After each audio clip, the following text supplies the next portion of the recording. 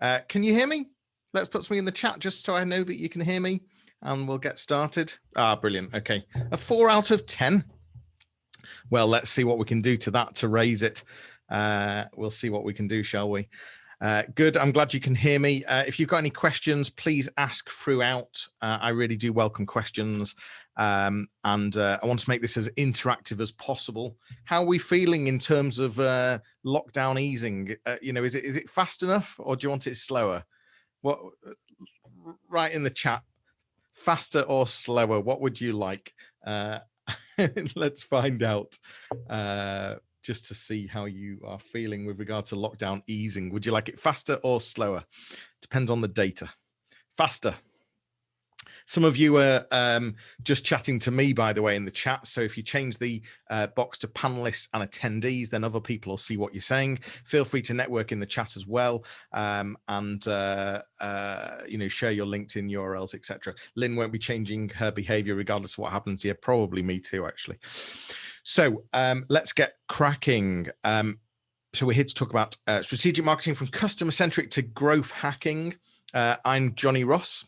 For those that don't know me, I qualified optician, set up an e-commerce store many years ago, got hit by a Google penalty, learnt the hard way, got really frustrated with a couple of SEO companies over an 18-month period, lost 40% of our turnover. In the end, found a guy in New York who was on $250 an hour, solved the problem, learnt a huge amount, became really frustrated with the marketing industry. This is back in 2004. And I was a minority shareholder and went off to help others understand what this was all about. So marketing for me is very much self-taught, been there, done it, got the t-shirt, etc. Anyone that's been to any of my webinars will know that I always start with, what are your objectives? And I guess for this webinar, it's even more important because this is about being strategic. And it's about having a really clear marketing strategy. How could you possibly have a marketing strategy if you don't have that strategic, if you don't have very clear business objectives and goals? So it's about what is it we're trying to achieve and making that abundantly clear and setting some really smart objectives and goals. So SMART stands for specific, measurable, agreed, realistic, and timely. A SMART objective, something that we agree, something that's very specific, something that we can measure, and something that we can put some time on as well. So what is it you're trying to achieve?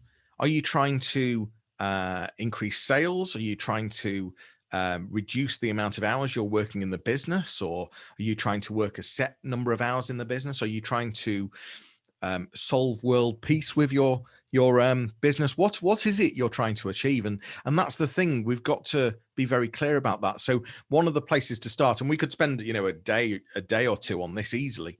Obviously we're not going to do that right now, but one of the places to start is, what's your why? So great book, Simon Sinek. Wish I was on commission for mentioning it all the time, but it's a great book for sort of, what's the story? Why are you doing what you're doing? And then it needs to turn into some really clear, tangible objectives. So are you looking to increase the turnover by X in the next 12 months? How many sales is that? How many products do you need to sell? What type of products? Is it 10 of product A and 12 of product C? Or is it 20 of service A, 20 of service B? What services, what products do you need to sell? Helinka's put to grow and expand my range. What I need you to do is be really clear about what that is. So to grow, so how many numbers by, and by when? So I want to grow and expand my range by 12 products in the next 12 months, for example. We need to be really, really clear. And then for me, the whole marketing strategy is in this next phrase on the slide, OGSM. The whole marketing strategy is purely in this OGSM.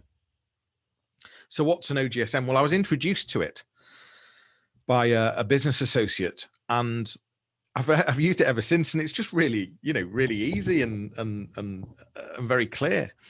And what it does is it takes your objectives, it splits them into goals, which then splits into strategies of how you're going to reach those goals.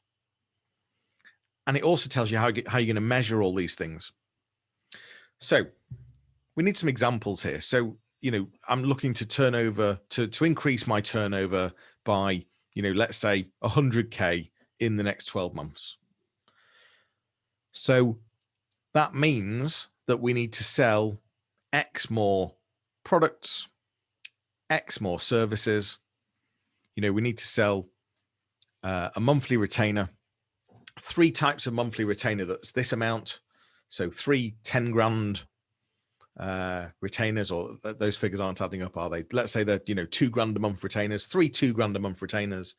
We need to sell 50 one-off projects that are whatever the number adds up to 100K, whatever it is. So 50 £500 projects. But we need to be really clear. What do we think we can do? Looking at the staffing we've got, looking at the time that we've got, looking at the type of work that we enjoy doing. Let's be really clear. What we don't want to do is just keep saying yes to people. We want to be very clear about what it is we want to offer and what's our sweet spot. We sell websites, but do I want to be creating £200, £300, £400 websites? Do I? Hell, not at all. Do I want to be creating £1,000, £2,000 websites? No, they're a nightmare. I'm not saying don't buy them, but don't buy them from me. The client typically wants way more time, has much higher expectations, doesn't know where to start. There's no clear brief. Do I end up giving value in those projects? No. Turn it round. Could I offer, do I enjoy doing a 20 grand website? Yeah, I really do. Could I add lots of value? Absolutely. Would the client totally buy into what they're buying? 1,000,000,000%. They know exactly what they're buying at that level. They've got a very clear brief. They've probably got processes already. So for me personally, I know that I'd rather sell 20 grand websites than £500 websites. So let's make that really clear right at the beginning in my strategy. I'm looking to sell, 3 20 grand websites in the next 6 months, whatever it is. You need to do this internally and work out exactly what it is you're wanting to sell. Yes, you could sell lots of different things to lots of different people at lots of different prices, but what would you like to sell? What's going to give you the profit you want? What's going to give you the margin you want? What's going to give you the turnover you want? And what's going to give you the time and how many hours are you going to have to work to achieve that? So you take your objective. Let's say the objective is I want to, increase the turnover by 100 grand. I then split it into goals. So one of the goals is I want to sell 3 20 grand websites. Another goal is I want to sell 5 retainers that are 2 grand a month. Okay. So I split it down. Now you might have a number of objectives, and that's fine. So one objective might be based on turnover. One objective might be based on, maybe you're wanting to be an award-winning company. So one of the objectives is winning an award. The third thing, maybe you're wanting to increase the number of staff you've got. So the third objective is, looking to increase staff by X number. So now we need to look at, okay, so the goals for that, we need to look at the profits. So maybe one of the goals there is increase the profit. So you take the objective, which is increase staff by 3. Then you look at that goal and you say, well, okay, how are we going to do that? We're going to have to increase the sales to that, but actually we're going to have to increase the profit to that. And we're going to have to, do something else as well. So what are those? So you might have a number of objectives. You split it down into goals. This is an Excel sheet. Objectives, goals, strategies, measures. Objectives or goals must have a number. One of them must have a number. They don't both have to have a number, but one of them must have a number. You then take the goals and you think, okay, well, what's the strategy? How am I going to achieve that? So I want to sell 3 websites that are 20 grand each. How am I going to achieve that? Okay, well, I'm going to do some stuff on Twitter. Is it a good idea? I don't know. Instinctively, I think it's a good idea. Actually, I don't. It's a bad choice. Let's go for email marketing. I think if I do some very targeted email marketing, I think I could convert some people into buying websites from me. So I'm going to use a strategy of email marketing. I might have several strategies. So let's say one of the strategies is email marketing. One of the strategies is LinkedIn. So the overall objective, want to increase turnover by 100K. One of the goals, I want to sell a 20 grand website, 3 20 grand websites. One of the strategies for that is email marketing. Another strategy for that is LinkedIn. How am I going to measure that? So instinctively, or I could go off and do some research, maybe do some benchmark, just type in benchmark, research, conversion rates. So email marketing, I know that an ideal open rate is 25%. An ideal click-through rate is 5%. An ideal conversion is 1 to 3%. So I might put a measure there that if I can get my email marketing to work, I've got an open rate of at least 25%. I might look at that in a week, in a month, in 3 months, and I might say, well, actually, I'm only getting 5% open rate here. Well, something's not working and I need to stop that strategy. Alternatively, I might be getting 60% open rate. So what I do is I change the measure and I say, next month, I want 65%. So initially, it's just a line in the sand. What do I think instinctively? Let's take LinkedIn as a strategy. My strategy on LinkedIn, I'm going to find the right type of people on LinkedIn. I'm going to connect with them. If 7 out of 10 people accept my request, then I'm doing well. If one of those turns into a conversation, then I'm doing really well. Let's try it. Let's measure it. So you might come back to this Excel sheet once a day, once a month, once a week, depending on what the strategies are. And what you might do is you might move strategies around. So you've got a strategy that's maybe working in for a particular goal, or maybe it's not. And you think, well, okay, I'll try it for a different goal. I'll just show you this. So here we've got the objectives, 100 members within 6 months. So this is a membership organization. The goal will, we want 20 type A members in the first 3 months, 10 type B. For the type A members, we're going to try LinkedIn for the and we're also going to try email marketing. And we're going to measure the success of those things. Make sense? So what we might do is we might try LinkedIn. It might work. So we think, okay, well, let's try that for objective number 2, goal number 3. Or maybe it doesn't work at all, but we think instinctively, actually, for the people that might buy goal number 3, actually, yeah, it might work for them. I understand why it doesn't work for them, but let's try it for them. So this becomes a very strategic plan. You've got, and there's a lot of things we need to feed into this, which I'm going to cover in the webinar. But this becomes your strategy. This becomes what it is you're doing, and it's very measurable, and it all leads back to why you're doing it and what the objectives are. Make sense? Any questions so far? Just going to pause to see if there's any questions at all. What are you hoping to get out of this today? What can I answer? What's the golden nugget you're looking for? Helinka, I'm planning to use emailing, podcasts, and Pinterest to expand my business awareness. So, great. Business awareness is a really difficult thing to measure. So I want to increase my brand awareness. Okay, tell me, at what point will you know if you've succeeded? And I bet you can't answer the question. Because I bet that the answer will have sold more products or services. So actually, is the objective to sell more products and services? And if so, how many?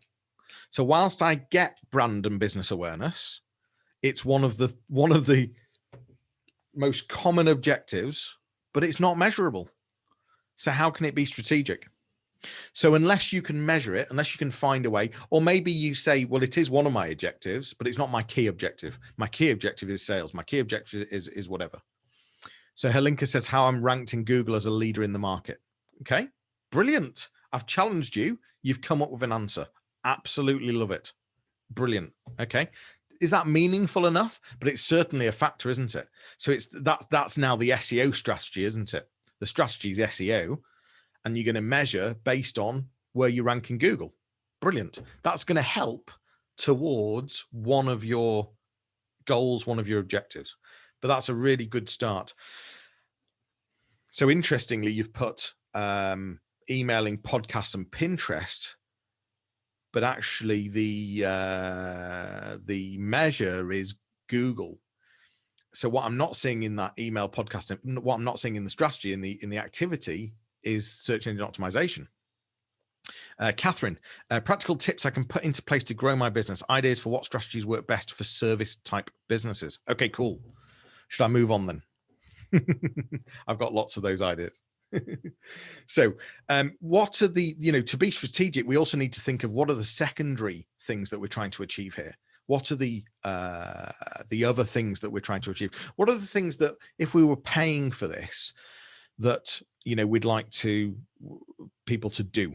So do we want to educate them by watching a video? Do we want to get them to subscribe to content?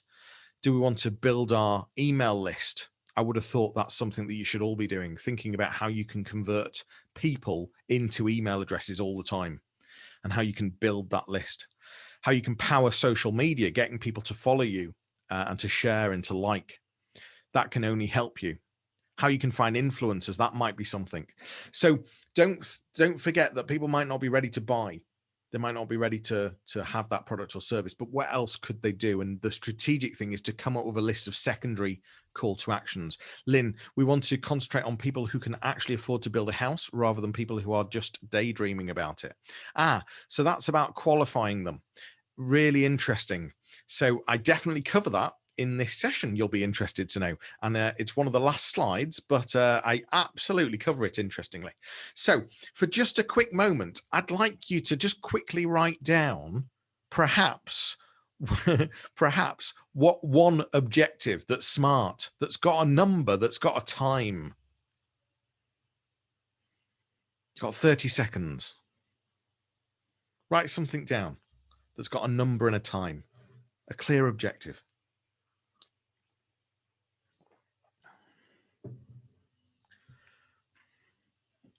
I want you to add to that. And what I'd like you to do is I'd like you to write down some secondary call to actions. What else could people do that would be helpful to your business if they're not ready to buy? What else could they do? I'll take you back to this slide if you want. But please think of your own things. What else could they do?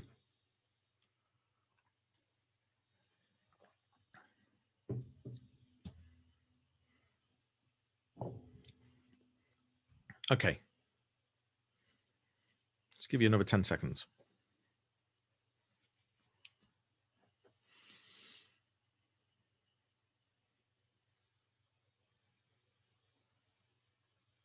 Talk to other people about us. Brilliant. I like it. So let's think of all the different types of marketing now, because what we need to do is we need to feed into the strategy. And there's a number of key things that we need to feed in. One of them is the channels. One of them is the target audience. One of them is totally gone out of my mind, the trust, because people need to trust us to buy. So we need to think of the channels, we need to think of the audience, we need to think of how to build trust. And I'm going to give you some ideas throughout this session. So let's just focus on this screen for a moment. We've got lots of different types of marketing. Just to bring everyone up to speed really quickly, we'll just go through some of them and talk about some different ideas.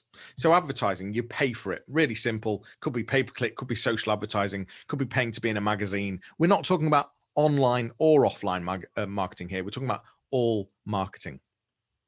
Paying to be somewhere. PR. Was it Bill Gates? He said if you had $1 left, he'd spend it on PR. Someone saying something good about you. I think I'd agree.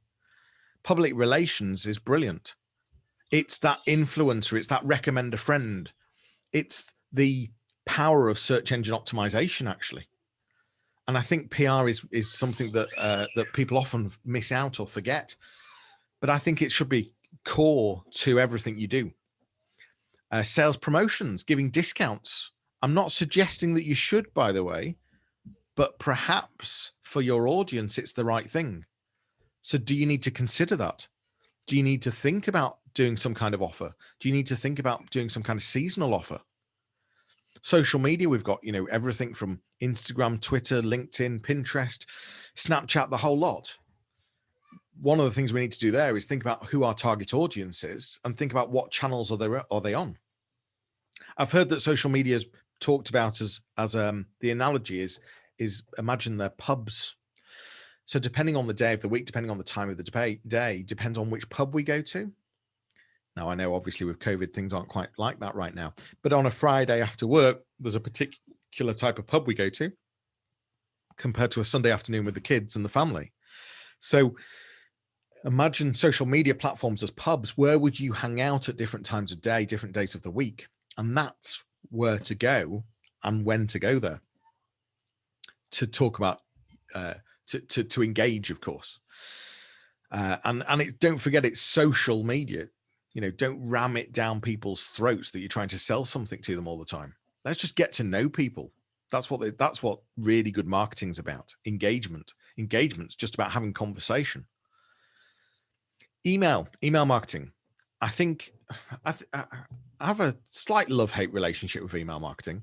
The problem is that we get so many emails in our inbox, but actually there's some really easy to implement techniques to get your emails in front of people and to get them opened.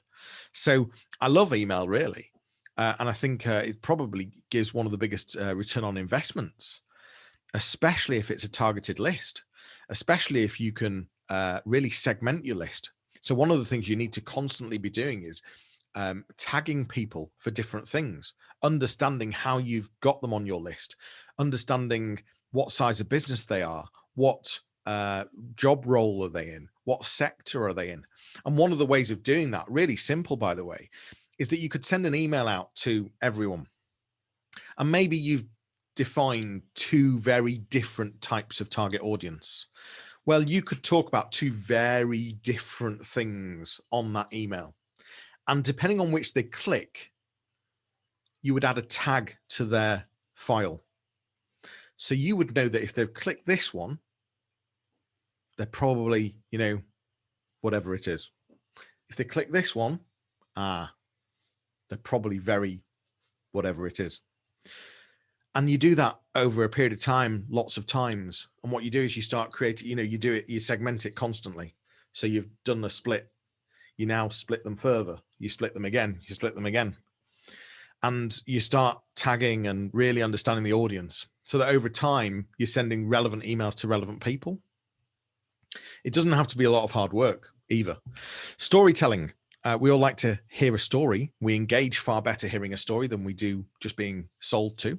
So what's your story? What's your why? What case studies have you got to tell? That brings trust. So what's the story? Sponsorship, that's aligning with other brands. A great way to build trust. A great way to get in front of a different audience. Just like today, I'm doing a webinar for OneYorkshire. Could you have been doing one? You've still got time. I think it's till the end of March. Could you have been doing one? So who could you align with? Who could you collaborate with? Search engine optimization, that's my passion, really. That's how I got into all of this. That's about really good content, about links, about keywords, about technical SEO, so getting a website built correctly in the first place. And it's about PR. Good PR gives good search engine optimization. As I said, if you've got questions, please do ask throughout. Influencer marketing, recommend a friend. We're definitely going to be covering that on another slide later on. But that's about getting people to recommend you. Just because I mentioned influencer marketing, it doesn't mean, you're selling lipstick on Instagram. It doesn't. Or lip fillers on Instagram. Doesn't mean that at all. It just means people recommend you. One of the, I think accountants are great influencers. I think, they look at your books and they say, how much have you spent on that? And you end up having a conversation and they say, well, do you know, I know someone that does that same thing. Why don't you speak to them? Lo and behold, they're an influencer. Cause, charity, petition marketing. We've seen a huge amount of that in COVID. It's it works. Millennials, Gen Z really buy into businesses that fight for causes, that give to charity, that are trying to change things. So what charity could you align with? And could you use their logo to build trust in your email footer, in your website footer? It's got to be authentic. It has to be authentic. So you have to be doing, a good bit of fundraising or whatever it might be. Scarcity marketing, making it difficult to buy. So in some way, this goes to someone's question around how to get people that actually want to buy a house and are not looking to daydream. So it's one of the things I'm going to cover on later on. But making it difficult to buy actually gets more people to want to buy it. That's what happens. Look at toilet paper in COVID. Look at the iPhone. Every year there's a huge queue, maybe online at the moment, for the latest iPhone. Create a demand by saying you've not got a lot, limited spaces. The interesting one here is perhaps go back to your objective. You want to sell 10 whatevers, and maybe you've already sold one. That means you've only got 9 left. So, I'm looking to sell 3 websites, 20 grand this year. Right. Actually, I've already sold 2. I must tell you, we've only got space for 1 more this year or 1 more this quarter. It suddenly changes the conversation and puts the other person in a different position. You're not making it easy now. You're actually saying it's difficult because we can only do this if we're available.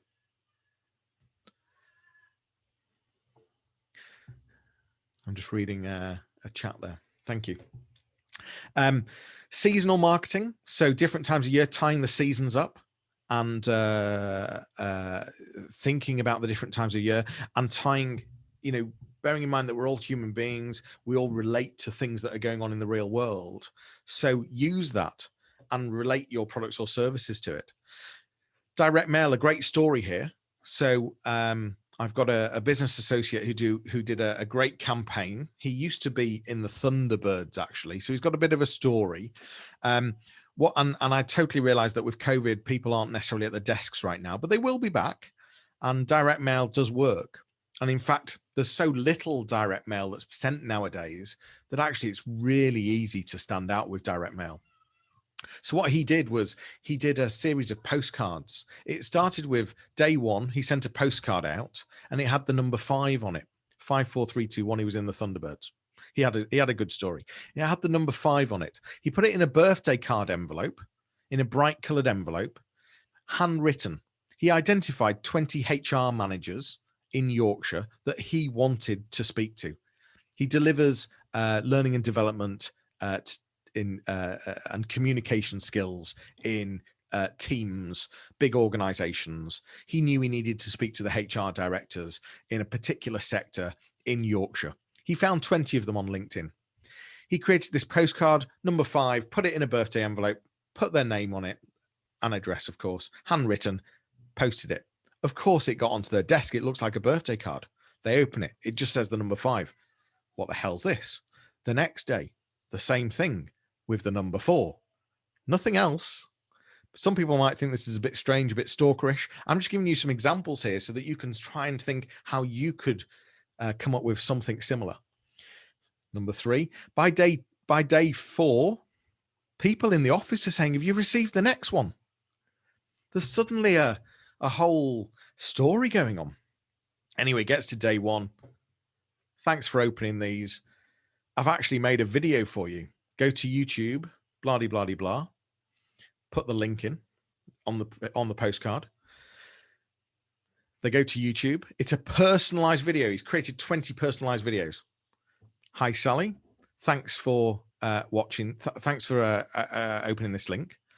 I hope you don't mind, but I can make a huge difference in your type of organization. I've done it before. This is what I did. I'd love to have a conversation with you, maybe a coffee, and see if I could help you in this organization. He got an 80% conversion rate. 80%. Direct mail can work. Telemarketing, picking up the phone. Again, people don't like it. Who likes telemarketing? I don't think anyone does. But there's huge opportunities because people don't do it very often. Picking up the phone can make a big difference. And actually, I think it's easier nowadays to get to the right person. I think mobile numbers are easier to find. I think there's techniques to be put through to the right person. I can think of only a few days ago, I got to exactly who I wanted to speak to purely by the language that I was using. I made it seem like I was a friend. You know, I just used first names only. Is Sally there in HR, please? Yeah, it's Johnny. Yeah. Oh, she'll know who I am. Not, you know, where are you from? Oh no, she'll know who I am. And you just, you know, okay. So you've got to what's the phrase? I'm not sure, but you just got to play the game a bit. Inbound marketing, that sort of links to content marketing. So that's about getting people to come to you. So it's about offering really good resources, having great content on your website, etc. Promotional freebies. I'm going to cover this a bit later on. So that's about, you know, people do like a freebie, a promotion. What could you do? Could you put events or round tables on? Doesn't have to be offline. It could be on Zoom. But could you, you know, if you're wanting to speak to HR directors, could you get 3 of your clients that are HR directors? Could you invite another 2 that are ones that you'd really like to work with? Could you put them in a peer-to-peer session where they're sort of helping each other, but you're the facilitator? Suddenly, there's a lot of trust and a lot of authority given there, and you're creating a relationship. Personal selling, networking, speaking. Are you making opportunities of going out there, speaking, networking? Networking could be part of your strategy, by the way. So if I go back a few slides and I have a look at this slide here, maybe the strategy is networking. In fact, all of these channels, of course, are strategies. But the reason that I brought this one up in particular is put a measure in place. What's the measure? Well, I'm going to make sure that I speak to at least 5 people in this particular sector. And if I can get 3 email addresses and 1 that agrees to have a coffee, then I've succeeded. So I give myself a very clear target. I'm going to this networking session. This is what I want out of it. And if I don't get it, it didn't work and I'm not going to do it again. So that's the sort of way to think about this and the way to look at this. Any questions at all so far? How are we doing? Is this making sense? Is this helping? I'm going to just swap the screen. Just let me get the right screen in front of me. So I'm going to talk about, oh, we've got a question there. I've already got half a dozen great ideas from you. Brilliant. I'm glad to hear. Let's keep those flowing for you then. Let me show you this video quickly. Hopefully it'll work. Hold on one sec. So you should be able to see my screen now. We'll press play.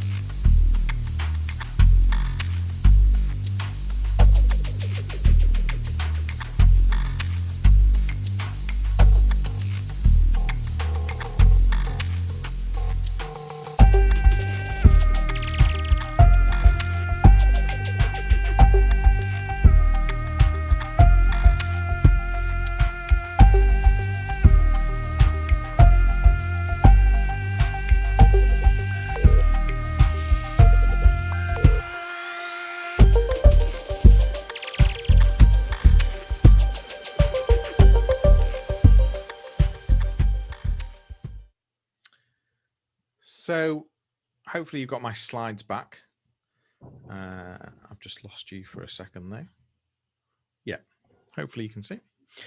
So that was nothing more than recommend a friend. So it's growth hacking.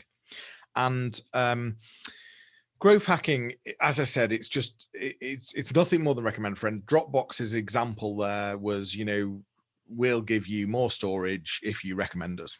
Really, really simple. So what is growth hacking? Well, it's typically a lower cost. There's not like a head of growth hacking within the company. The whole company is a growth hacker. It's very customer focused. It's based on data. There's typically a viral loop. You test it. It's experimental. There's some kind of automation. Okay. It's one little tweak, and I'll give you some examples of some tweaks. Even taking an invoice and thinking, how could I tweak that invoice to add some marketing to it? Because invoices are one of the things that no one ever thinks about turning into marketing. How could I upsell using that invoice? How could I add a feeling using that invoice? That would be a growth hack, especially if it delivers results. Another growth hack would be sending people to your YouTube channel, but instead of just straight to the channel, adding a bit of code to the end of the link that brings up a pop-up box that gets them to that asks them to subscribe to the channel. That would be a growth hack. So it's a very small little thing where you can try and make quite a big difference. So every time you send someone to a YouTube channel, you actually have a subscribe there. I must ask a favor, by the way. I'm desperate to get to over 100 on my YouTube channel subscribers, Fleek Marketing YouTube. And the reason being is at that point, you can start doing a lot more things on YouTube with over 100 subscribers. One of the things is you can create a custom URL. And I'm on 99. So it would be amazing if anyone could help me increase my subscription on YouTube. But that's a whole nother story. And I wasn't planning on saying that, but I knew that only yesterday or the day before it got to 99. So that's an example of growth hacking. Customer-centric marketing, all about the customer. I think if you can focus on the customer, then you're always going to win. Because the problem is if you don't, someone else will. And it's really good to see, by the way, that someone's already said that, I've already created some good ideas just on some of the things that I've been saying so far. Someone's just asked a link for the YouTube channel, so I can't possibly not give you that. We'll just quickly find it. So there we go. That's very kind of you. So I'm glad that I've got the generated some ideas for you. But let's talk about customer-centric marketing. So here's just some examples. So Orange, I had a mobile phone very early on back in 94. It was 93, in fact. It was very early on, had a big brick of a phone. Text messages cost 50p to send. And you used to hate getting the bill once a month. You just never knew how much it was going to be because it was expensive and there was no plans. But Orange turned that experience round for me. I'm a bit of a marketer's dream. I love the Tesco Club card. And I won't go into it right now. But what Orange did was that they sent a promotional freebie with every bill. So every month I couldn't wait for the bill because I was going to get a free squidgy or a free beach ball or something. And I was really excited. I genuinely couldn't wait for the bill. The thing here is they knew me. They knew me. They knew their target audience. And they turned a low point into a high point. Nandos are very good at it too. They take the worst bit of the meal, which is paying for it, and they bring it to the beginning. You pay at the beginning, you don't even think about it at the end. So they've just made a small change, but it's very focused on the customer. Other examples are creating inner circles of people. A small circle of clients or customers saying, look, we really value your opinion. Would you mind spending some time with us once a month on a call, on a session? We can add value in lots of different ways by putting you in a group of people, like-minded people, where you can help each other, share ideas. Nothing about our business, but at the same time, we just want some feedback about our business. What do you think we should do? And help get them to help you grow. That becomes a real inner circle of people that suddenly become influencers. And there's some very good examples of this. And in fact, I've not got one of the best examples, which is probably Walmart, who have an inner circle of mums, and that works really well. But Pillow Talk, Proposify, Teamwork, they're all good at doing stuff like that. What loyalty programs could you do? As I said, put the customer first. If you don't, then others will. Delight them. How can you show some magic? Treat them like celebrities, big them up, over deliver. Those are the key things, and make it customer focused. And if you get customers happy, then that's only going to help you. An example of that is Virgin Trains. They have on their mirrors in their toilets, go on, give us a smile, because they know if they can get you to smile whilst you're on a train, there's more chance you'll feel a bit happier, and there's more chance that when you come off the train, there's more chance of you recommending them. So it's a growth hack that's customer centric. It's a very small thing, but they know if they can get you to smile, there's a good chance that you're going to go off and tell people and have a happier experience. It's why McDonald's call it the Happy Meal. This has been around for years, but it's about how can you use these techniques within your business. You're asking about quantifying, finding the right people that are ready to buy the house and not just daydream. Well, these are great stories, which I'll keep really short. Just looking at the timing. So Irregular Choice, the shoe brand, they cutting a really long story short, they had a virtual queue on their website. So the only way you could get in, you'd have to stand in the virtual queue, which can be very frustrating.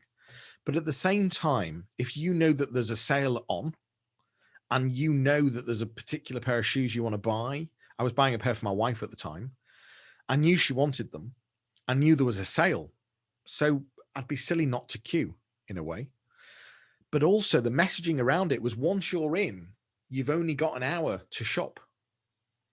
So I knew that, so there was the pressure there as well. So it was made more difficult, but I was more likely to perform the transaction. HubSpot, this is in answer to someone's question about how to qualify people. We are a marketing agency. HubSpot is the biggest B2B marketing platform in the world, probably. We were looking at becoming a HubSpot partner at one point. We filled in a form on the website. They've got a very clever sales process, and it's all about qualifying the customer to find out if they are even interested in the first place. So it starts with a 15-minute phone call, and ultimately in that 15-minute phone call, they're looking for you to tick 3 boxes. And if you don't tick those 3 boxes, they're not interested. And they make that very clear from the start of the phone call. So look, thanks for asking about becoming a partner, but we just need to check if you're even suitable. And we need to know if we'll talk you through a conversation, and we need to know if you follow these 3 things. So all of a sudden I'm thinking, well, I hope I do, because I want to know more information and I want to demonstrate that we're a really good company. I made sure I ticked those 3 boxes, of course. The next thing was that'll lead into a 30-minute call where we'll talk about those 3 things and understand them. So this isn't about us telling you anything. We now need to understand those 3 things in more detail. You've passed the test, but we now need to understand those 3 things in more detail. And if you pass that call, there's an 80-page questionnaire. I promise you, this is exactly the process they took us through. We had to fill out 80 pages, but I wanted to know more. I wanted to find out how to become a partner, and I wanted to know the costs. And I wanted to demonstrate that we were good. And I filled out the 80-page questionnaire. It turned into an hour phone call. It put us in a very different position. We were no longer trying to buy the product. We were trying to sell ourselves.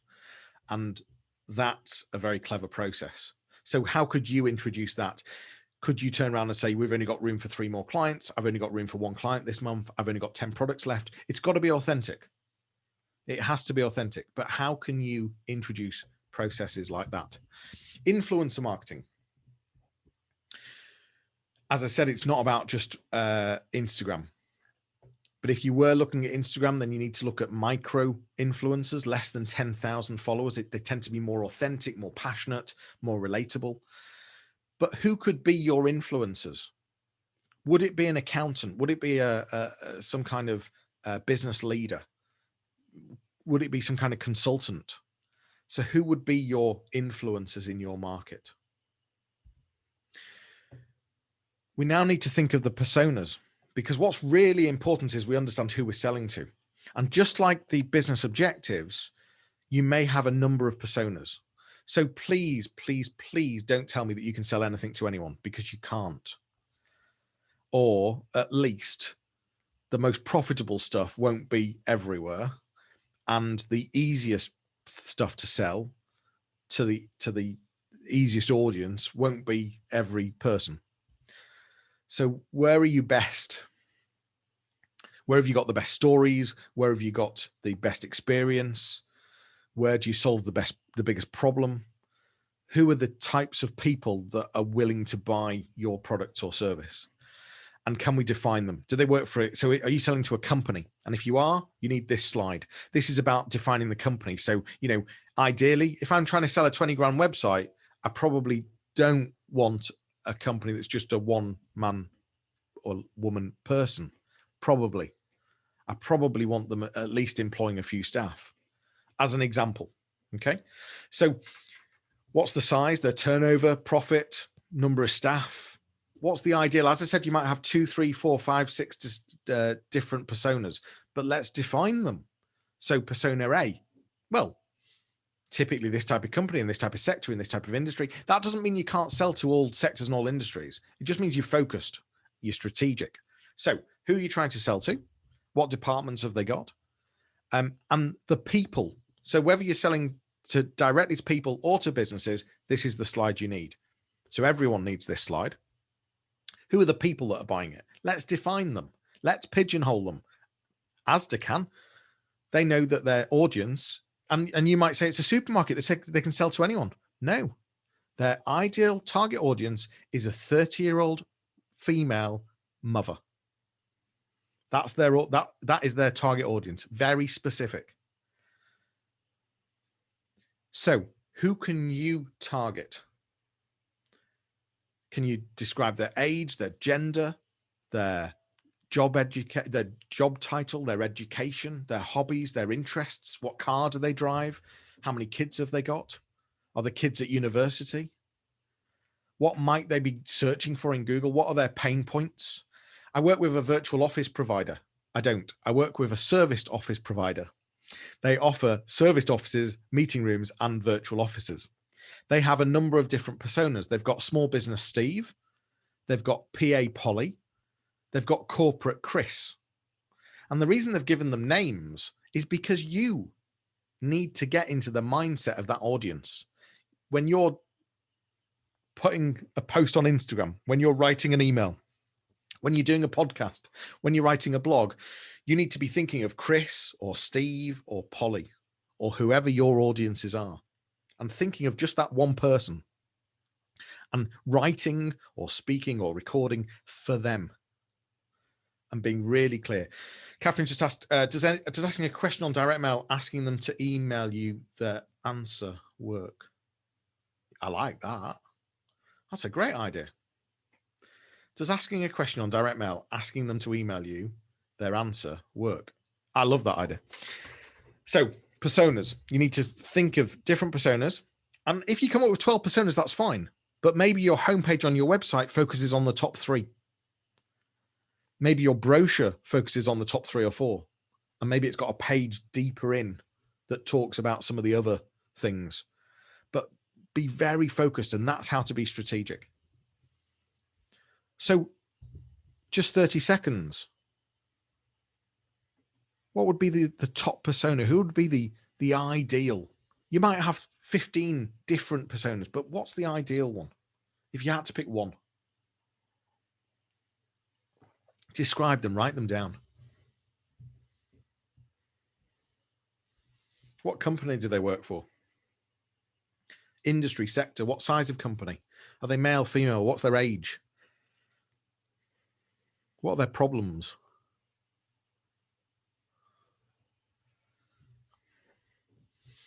What channel will they be on? Instagram, Facebook, Twitter, LinkedIn?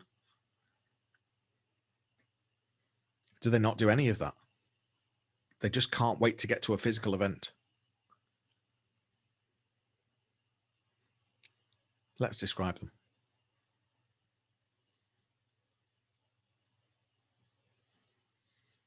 Just give 5 more seconds.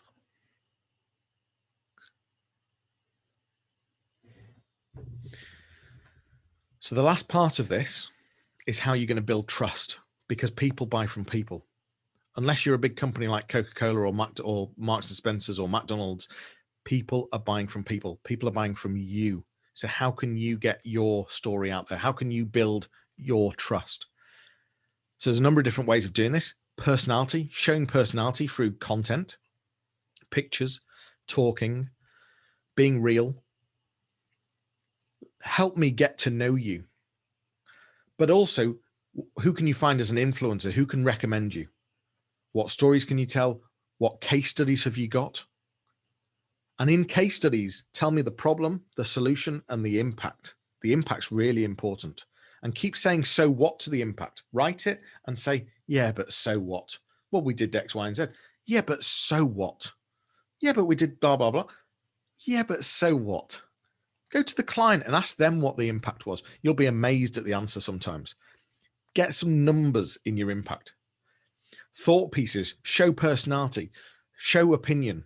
Be controversial, not for the sake of it, but be controversial if you disagree with something. Who can you associate with? What trade bodies could you join to use their membership logo?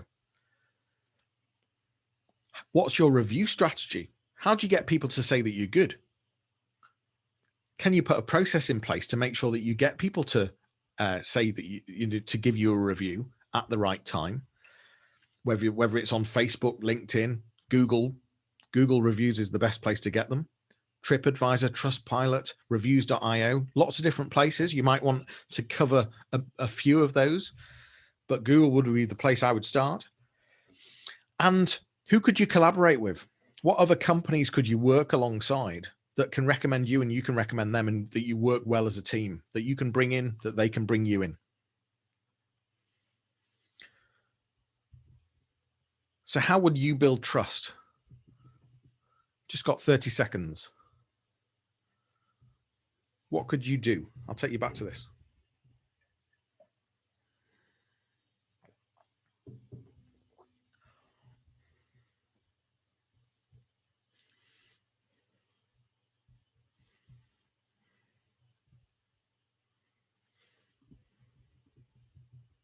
You will get a full copy of all of this, by the way. There'll be a recording sent out.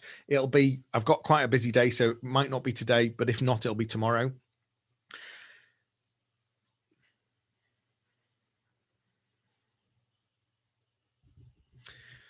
There's a few things to tell you before you go. Please, please, please wait till the very end. I'll show you why. There's lots more webinars that I'm doing and that OneYorkshire are doing on the Mafia website. Thanks for joining today. I've just started, I started a podcast about a year ago. I'd love you to be a listener if you fancy joining me. So you'll be able to find it using that link there. I'll put the link in the chat as well.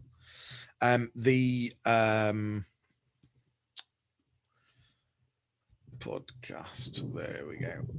I'll put the link in the chat.